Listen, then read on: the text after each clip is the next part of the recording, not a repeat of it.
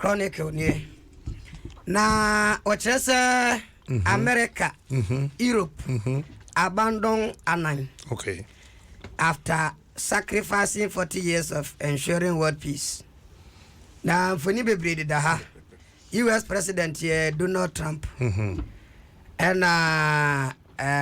Mami, German Chancellor Angela Merkel. Michael. I know your name, Merkel. And also, and you overcome Macre, Nasa, Macre. And also Anna Vladimir Putin. And also the Hannah by French President Emmanuel Macron. Dabinya Macron. Away Macron. Macron. Okay. And that is a me. Yes, so many my abandon work with your after so was several we are singing for 40 years, you know. Just say I had dream power. But some American ambassador Koi. Omuna Suma delegation. I'm paying for no. I'm paying for Nankasama. I'm married. I said, how many of growing you? You see, wow, that is one thing that we need to be extra careful about. Africans, we got to be extra careful about certain things. Yaman abaye tradition, abe since ye kumwa. But world leaders never Mandela. Meba. Mo brofubia ya moka. Abaye albatross. Yes. Mandela de na hwehwe ni mu. Because Mandela be the president, one victimizer whites. What I say? Mandela there no was some me appreciate too because Oba no one victimizer me. Fantastic. Kofi Annan, after American has supported Kofi Annan to become the United Nations Secretary General. And Okaseti Iraq invasion. Okaseti Iraq invasion. Pen the Bush train. Yes. Anything, all of the time Bush was attacking Kofi Annan. And then French president no call answer Macron neighbor. What did he do? He also started attacking him. And what for done for you? No, German chancellor. Yes. Okay. And you make a back on call Schroeder. Could be common pa German, you know.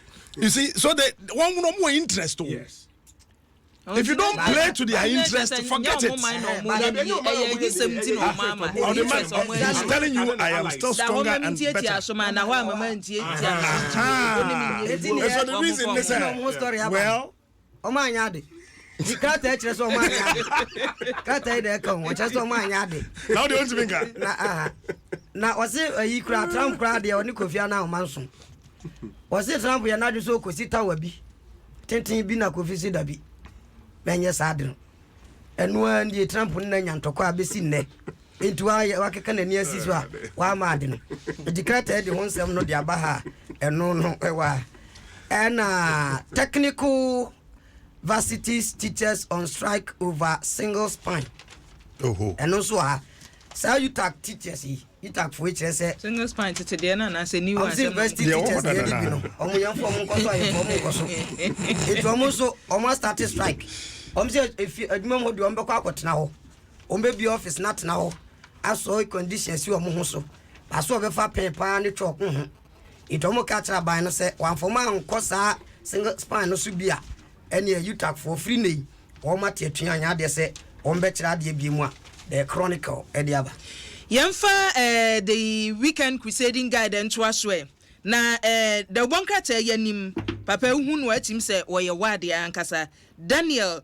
Yao Dom level wo hwed se ne wase nanim da ha se no a na so peso che se he mu wu abewa jiso betwa fam so dum ho abete kwa the bonkata yi se entokwa ekoso e wo auditor general ne office nyagro ni nyina ne sen ye the former auditor general akoye board chairman e wo board wa e hwe ayi auditor general na dwuma ya wo yo so Professor Edward Ajamandua ena papa yesi board no woda no ene yeso one papa Demlevoi wonum nchi no wahye wa aba wontam anyagro prof say instructions was company wo take from omo ho ansa no wa ya adwuma no won take instructions bia board no wo mu board no hwe wo mu board no wonya na dwen so obetake instructions nti so obetu kwan kura abehwe omo bete no yeso wadura burekire wa omo board wa mane o take decision bi abete ye se ye we board to am say na ye ade ye fa hin o se me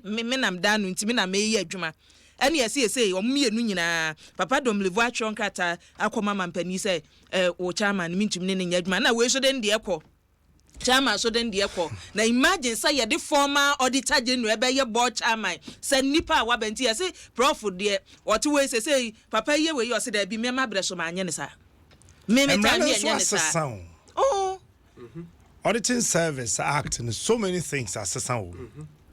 But anyway. na captain what the former nipa wo free one na we buy you was a na kwaye board chairman for we but captain me problem with sadie we no ga unse era no na me ka say your biggest problem in this country I was say e ka ho asem and I made say that no IDEC executive director eka the same thing say the political system the constitution e dey adwuma sisia no it is no longer fit for purpose because me yin say e was say abaya dwumakuo bia ne nya board audit service me enko kwamra okay kofodu akroni na flooded na say the be flooded kroni na flooded na say the be flooded kumase so enso na fom kra sa na dwin so bi pa toye wo ho nso kofodu ade say enso na pete kra flooded so for line ade na wo se ehwe ka na onim say so for line ade no nso ne to na etam concrete no wo say na concrete ntani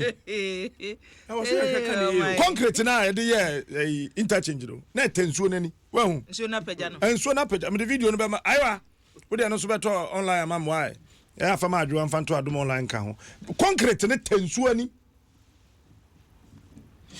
Max Akudeko, Ewa Humano so from Kofodia. Max, Marty,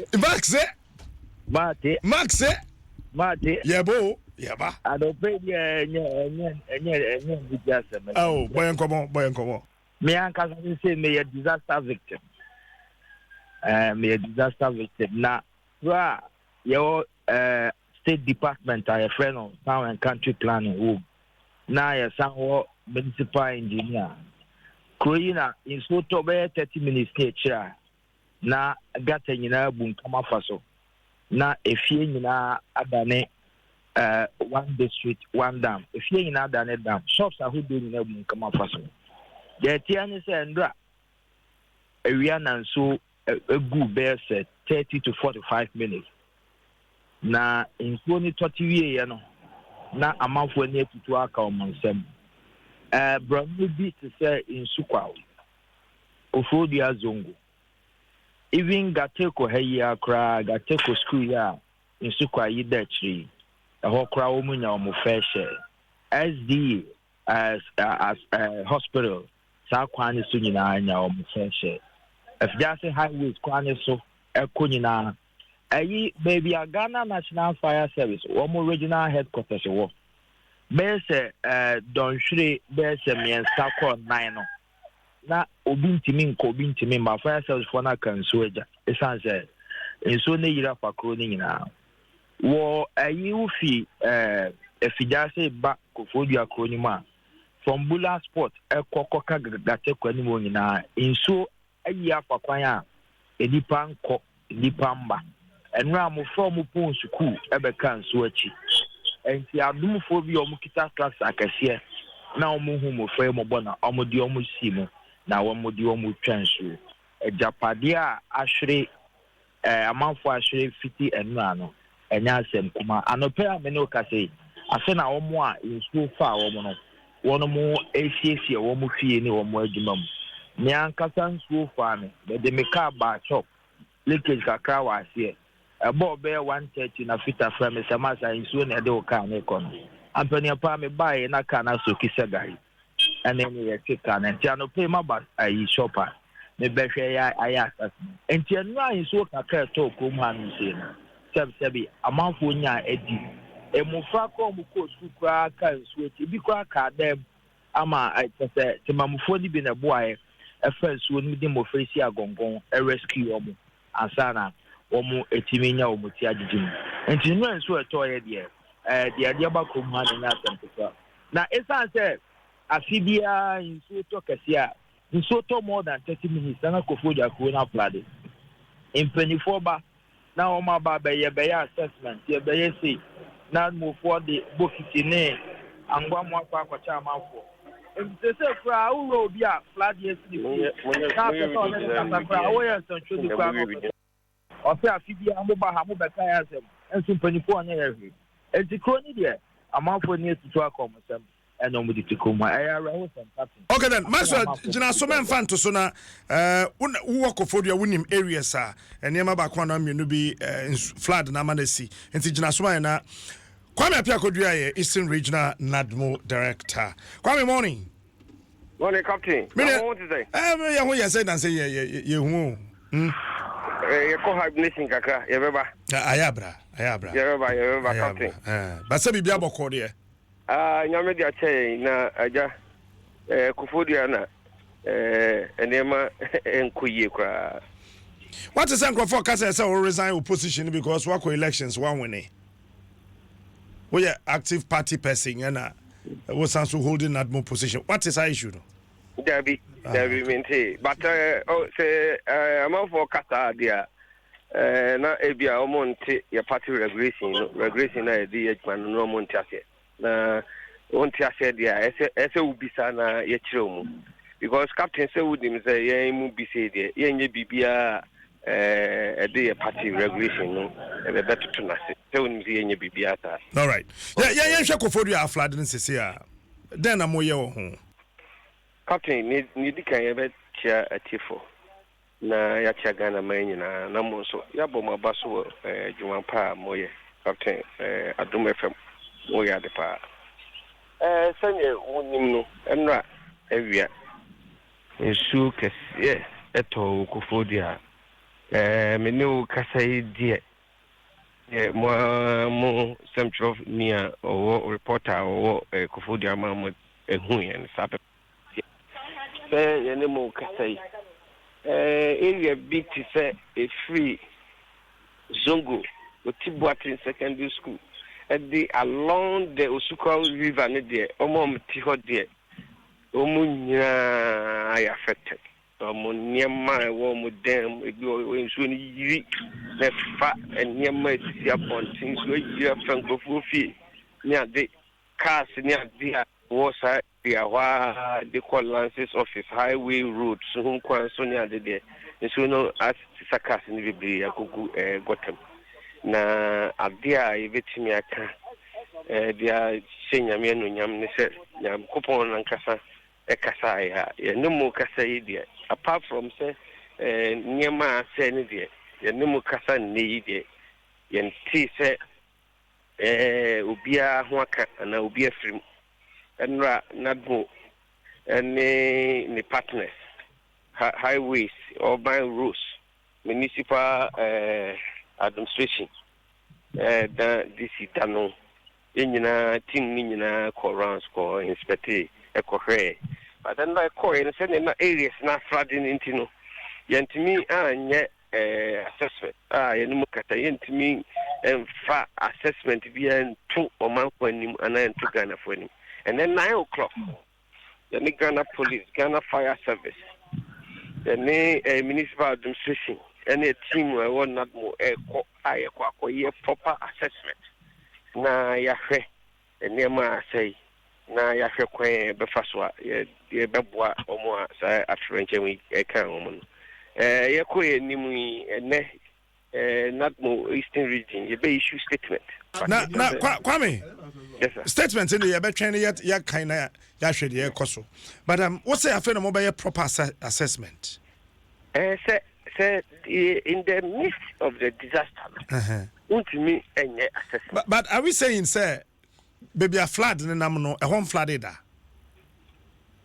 oh I cannot see that captain no it's not more as an institution woman ja report bia wo say ebia this areas a flood prone area they say ni said munni bibia sa ho captain you flood prone areas e wo region ni mu nyina enti baby a ho flood ye ka ho me ba captain you flood prone areas e wo region ni mu nyina and just me try on am be kan say kind of one of the new records of flood prone areas e wo implementing mudia na I say that's why enti Kofodua baby a ho flood no e kasa areas no ho hello Messi baby I wa flooding no eka areas no ho.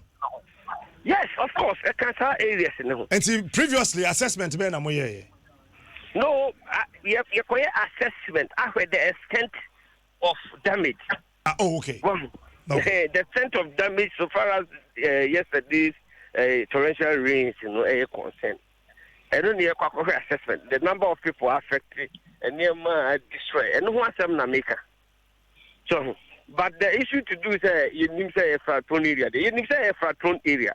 You need areas a flat-prone areas. But the major problem as a country, you facing a resource constraint. So the general catch a gun for no pay. Actually, you need flat-prone areas and will eastern region there. And that's an idea. But money resources. But the major problem no you facing as organization, a issue to do with funding of such and as I said, yeah. And she says they send a make catch and pay any technical committee echo. Any technical committee but be a senior any corner the captain. I can say a drew baby anointing. So when you're not a drew baby anointing. It is baby resources will be baby dream the intimate train. And yes, I got for the boy as well. So intimate train, baby resources will be baby dream at the open. And I make such a say, and any technical committee about a bay issue statement by Tofokro. Near the way forward. It's a more year regional directors. A banner say, yeah, Adom regional directors more power pa. We national boss na mona mudidi na chinka kakra. Then na more ya mu betimi put it together resources to fight some of these things. No, Captain Neman from 3 areas. The immediate term measures never another a middle way. Now you had a long term measures as you take it. Then you mean saying as the at the same time. So Yentiminian at the same time. And you best start from the immediate in your mind as the immediate in your mind as there is the need say and soon I'm not near the areas in the evacuity woman if you go. Now you call your Nimuno. You heard quiet drainage, drainage war on the containing more water near there. And I've heard the immediate measures taking the medium and then the long term effect. And he capture any technical committee call rounds in the area. You better send a meeting, issue statement before 12 o'clock. All right, then. Maxwell will line, so you need to say Maxwell now hunting on him areas then soon in the Mafifa. Maxwell, bet me describe the extent of damage in Amano now, immediate measures be on between put in place. Openi, maybe I was shot here, say, or Kafri, say, Fitizongo, Eba, Bekawo, Nam Suka, Nanuna, Besim Chemu, highways, I don't wash him be hawk, I be one container. A seminar na wakano. Can say in Sukwa so YMCA area Hofi regional administration eba ode sika. When na ndra hono na 3 years ago enipa mienu nso fa omo eku omo ndra ho nyina eflade e kan kokamba. Na SDA school mo SDA hospital also one major flat prone area. Cheshe a branch so better to see biano. Among for Hunaman. So see, I mean, no case number one contact doom washing day. And so I had no major drainage system with the hand share also mubimo. I mean, say a real one friend or common river. Ahana Eda. Now, about 3 years ago, Nipa Wu, there was a team, I think, regional administration, municipal administration, technical team on my assessment. I think that time, them see one Mr. Champon, not Charlie or Polynomial Befani MC. Assessment on my say, Kofod, here, their friend Storm Dream. It's answer. Engineers almost planning town, almost planning town, any power has got us an AM Fian. And it's so talk a cry, Nipana dos. And I face, I say, got a CBI took. So talk a can buafaso. In your way, I say, ombe hia storm bill na sikana omo kasa ombe di be adwuma no municipal assembly ni bi na hia se local government na as a bank semu ebe so mase jo sase so omo ti gata na ewo okomin river no de ewo highways ho no engineer say yes omo ti gata na omo tu gata ni manua na omo de egu enkonkon so it so to kaka na asankogu gata ni eno na one of the major identity the cause of the issue is seven pages now go for them yo maduma there and yeah relief items are o be come amanfo a o mo hwa ka dwem and be solve problem the only thing I be solve problem is baby eska de bia bank office kan mbra na wo mo be bie gatas nim enti sa de na me no ka say so san to best 45 minutes and 30 minutes kwa na ye ti hu na no ano de kasi ababa ya gatas ni na ya nketo ba ko amenitia o ha no say Adom washing bay ha no say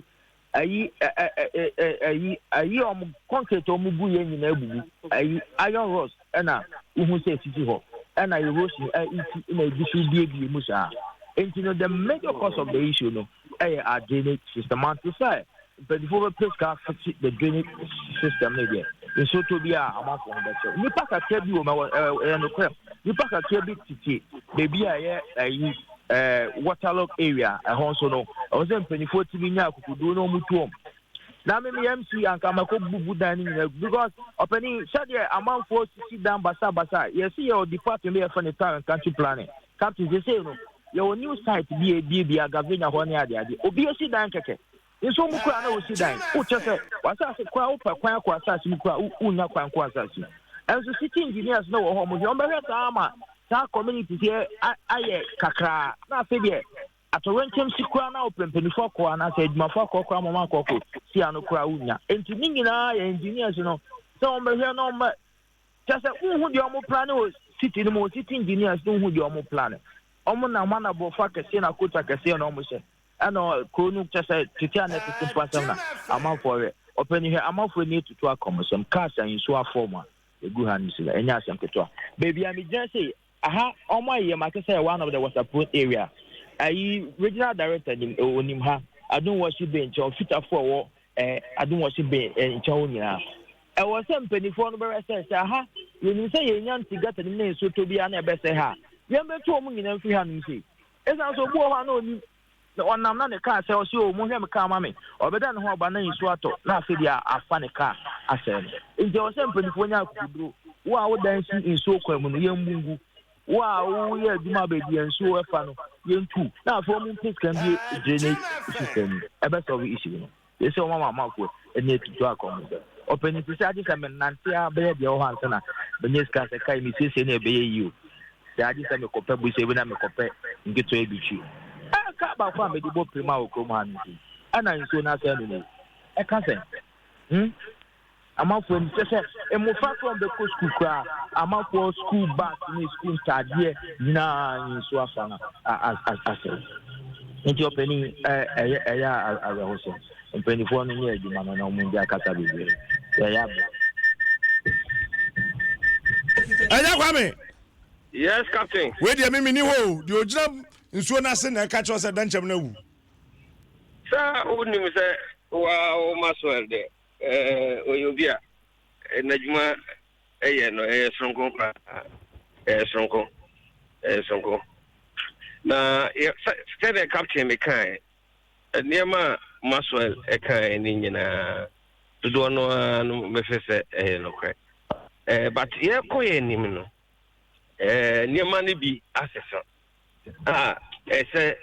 niema obobo so ni bi ho a yetimi etisa no na any modern day trend no of fraud management pepe so it is an me kan no de niema ni bi ho a yenim na resources a major problem but yeah so you ntimi tra ho say ekoye nimu ya every year bia dredging still no problem no persistent na as a technical committee na your team solve kufodia flooding problem no once and for all but the captain mumma America krebi adwuma na edin kasemo edin but say you tackle problem need to say oba war.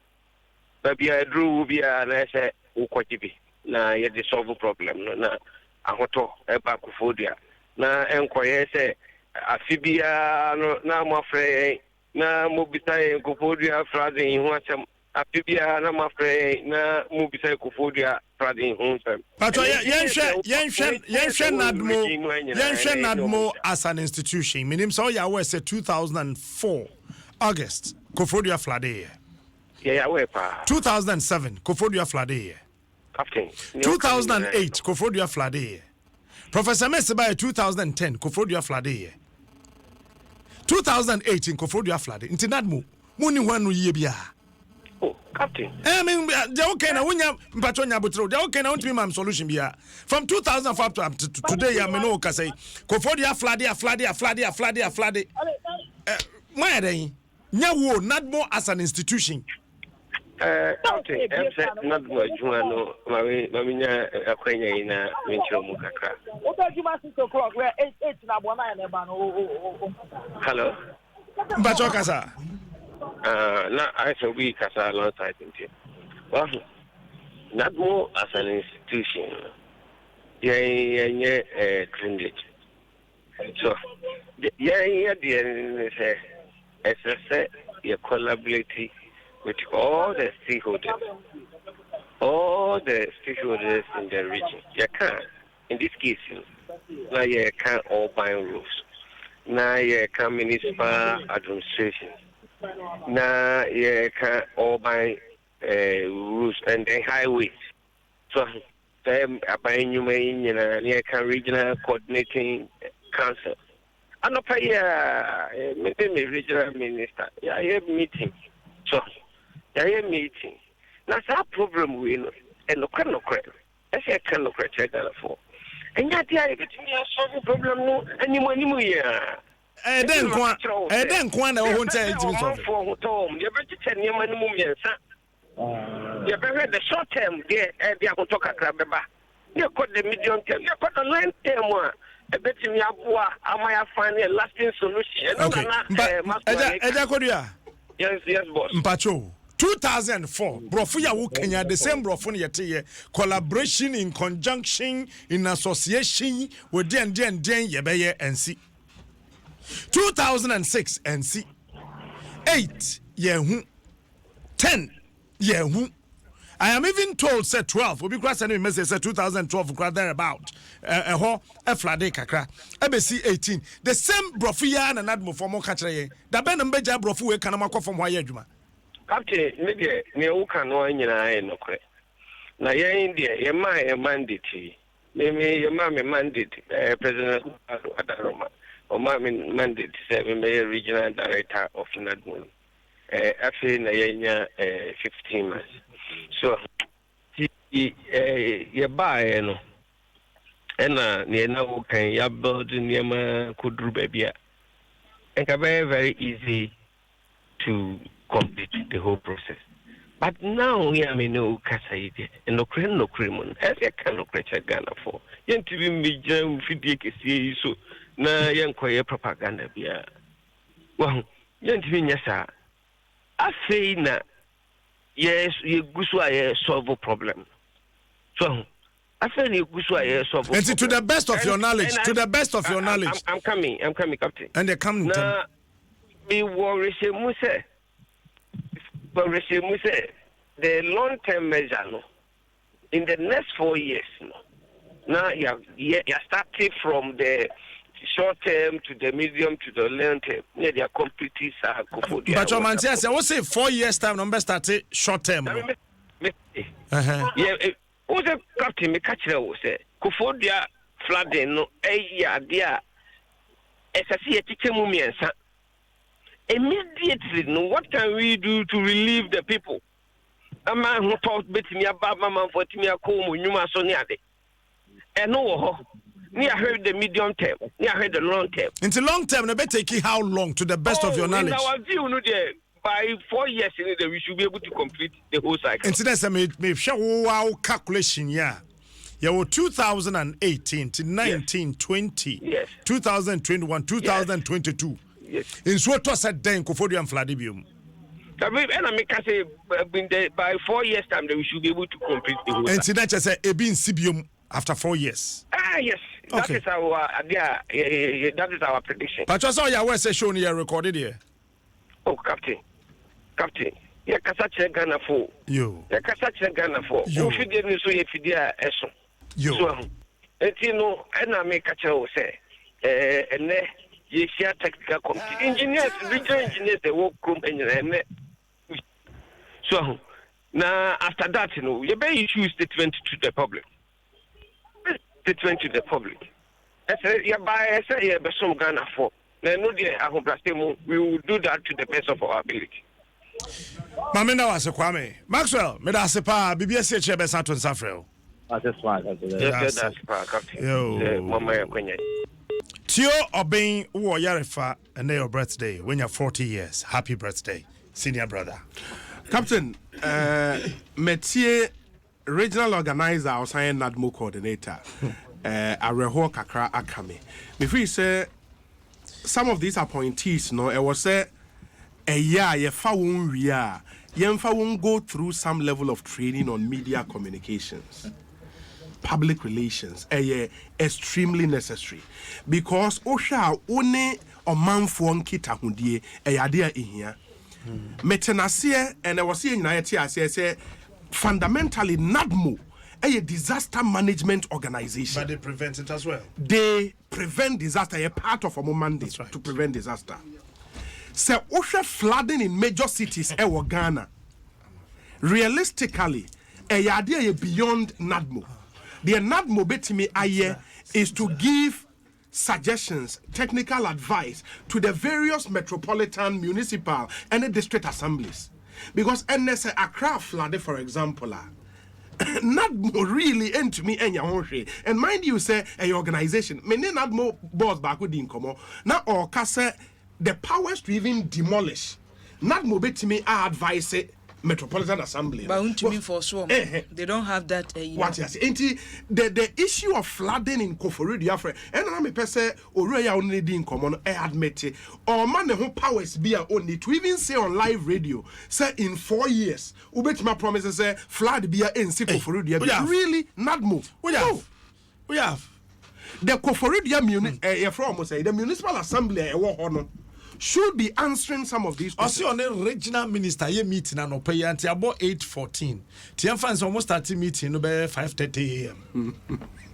On any meeting. Also, on no aye meeting and pay. No, and I make us say. And so, a more organization won't me my advice. Oh, maybe I far and you who say 9 ways, waterways, and more in the assembly and regional minister. The best they can on do. The regional minister, ye meeting, the outcome is that long term, no. 4 years. Long term here 4 years. Yeah, 4 years. Oh, you 4 years no so more year then she say no mo dey go akwan mu. 4 years. Who can say 4 years no say omo year then. I say so. Party people na ye mo ye NADMO adwuma no wrong. And for political expediency. That's the bottom. And you have to take care of the ordinary. Law. Enu de free me santi adwuma omo ye no. Rolling so Mahamo Mill so nanado. O de yan start ne am born na do coordinator politicians coordinators in now regional. And yes sir ye penipa no say obeye adwuma na bebo national na hwan ne wo. Ye mananya achede ne na ba na watimi ache. Port of you ho. Anita di so call ho. Yami call ho. And ne hwan ne wo ho. And hifo ne wo ho. What the institution front line police by the deputy no. The deputy central region. Yansha institution NADMO. Whoever went there, me bonu de nyamasem. Ye de won kogu ho said on check items. Etuenye results ye kwoto aba. Yes. Ye chami enkrofo. NADMO a disaster management. Now we can say UCC. A masters program. Disaster management. And so the man master's degree. Anka 10 regional directors of NADMO. So omo kogu UCC. Now more 21 days. Yes. Womunya basics no.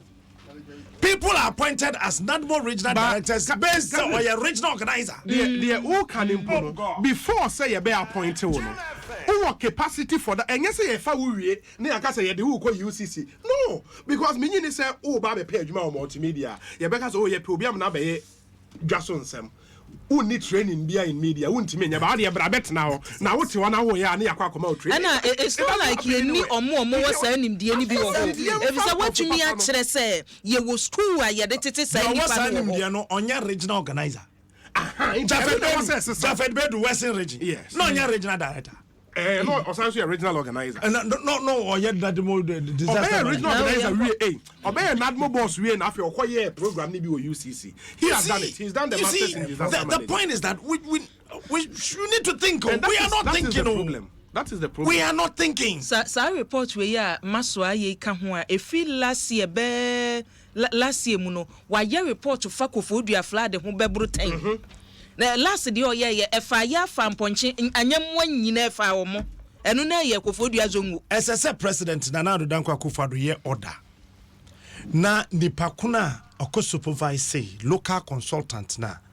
supervise so for line interchange ya chini tumuchina na nche o china bio you see what to be supervise am you close to $69 million 69 project nankaza $150 million you $69 million Professor Mills time you project no amem ho no John Dramani Mahama Bayo obetua $39 million first trench owe obesa betua another $62 million say e kan bia beka ho cause afro na omubu filling station e ho no beka ho no $150 million they could do $210 million yes see a we $210 million interchange na ye complete ye no and do 3 years in so toya afa concrete titenso ani concrete sir enra mekane ha in this state ye we no na say we enra mekane ha se bra so say ye hyaase contractors no wo ye wadwuma no wo anye ni ya ye green book no wan kan bi wo so for line wo green book wan hu bi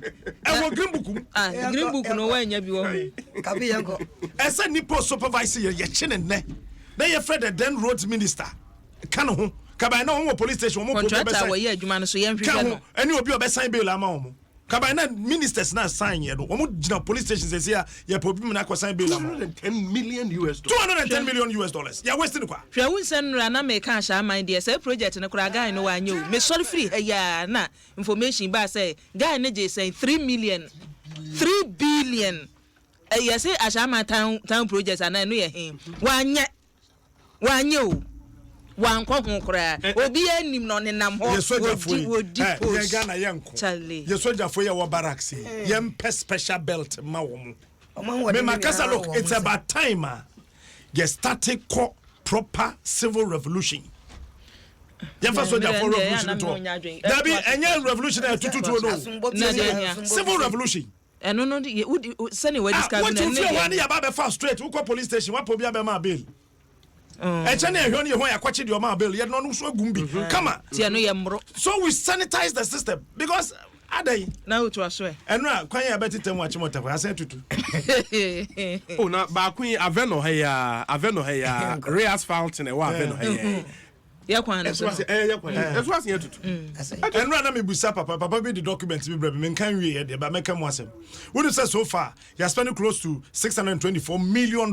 on street akwan ya titi street lights their car so green and ready traffic light $612 million for Ghana na takwa traffic lights na anye the past 12 years you are spending $612 million on traffic lights for Ghana ye kwan na wo kan unu masem o mo kan ye o mo se ka kese e fankran dodo no afa ho ntia ndi na tutu excuse because wo hwa nsuo fa kwan na se edobo so mo ye wi nsuo ne fa ase a na pum ka kese fa so aye ne tu ne ye na pum na bu nipa na okoye kwan na ye pum na bu nsuo ba ko suku onim the type of soil a wo ho and na Ghana the new technology na ye adwuma wo ye kwan ye swing ebu atopa Ghanaian observer ne mi bulikom na wase one day no market mangwa no abedum no to aso bedum no mo I will not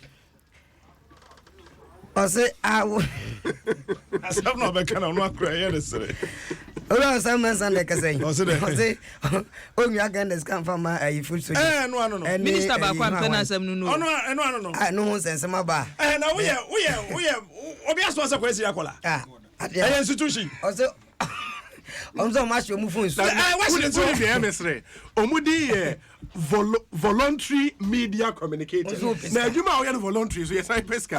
Party for na ya almost so dey am so na abeje o monse. Funso na o mo she na papa bi animu. Na bi e dey party ni toma o mo no. Nokia 3310 ne ade. Na o mo she no. Na o mo fa iPhone X into na o mo she ne ahwade. DWASO. I don't know. Ena krata eche se oru anasema aka no. Ya asem mu do pa nti ese nyina ye bo na baso. Na afi ye tan na chi ho nsem ha normalization committee no so nipa 9 ena che se wati o mo. Fa to na so wase mi kan me ma 2 minutes. O say na so wase mi kan 2 minutes. Sem de. What about 825 no we. Yadi. You see the no wasem. Captain. I think say kan wasem yi. And I believe says I say Ghana Central for ye pama penda da mama chopa qualify apology. Hey. Oh yes. Because we pushed Bahama into that woeful defeat 2016 no. It is the media. The CDO, the dollar, the CDO, the dollar. Nendru 5 cities. But there is 5 cities. 20 pesos. And no journalist is talking about it. But you have talked about it. Yeah, no, but that's how we journalist na we can what. We everywhere. Nobody is talking. I use it on. And you have been a pushy Mahama. And you know campaign. No. Say you apologize to Mama for day. Listen, you think his foundation is wrong? We have 1 minute. We must render an unqualified apology to former president Mahama. The way 2016 you Bob upon the Chine. Things are going on today. We are not talking. And one dangerous thing is that a nation becomes dangerous not when politicians are said to be corrupt, but when the media fall in love with the government or politicians. And now the media is in love with government and politicians. And so we are not lambasting like before. And I think, say, the idea Mampenda da Mahamano. We were unfair. And now the 5 cities of dollar, nobody is talking. Mampani Mama by 2 years, no, 2014 September, no, the dollar it was 4.2. Like you compare 2 years, the same 2 years of Mochana. Now it's 5 cities, and nobody is talking. It comes to me, the Misusu say we are not being fair with the previous government. All right. Captain, minyi nisa na utie radio. Now, Obrempong, minyi nisa utie radio. Uchi subia. Uchi kasa. Media no yabe kasa Captain. Ukangagas. Ungagi obia. Why no cry masimi fie cry menya sumdwe yi. Ye mi wra enti da ben na nimguase e tro betwa.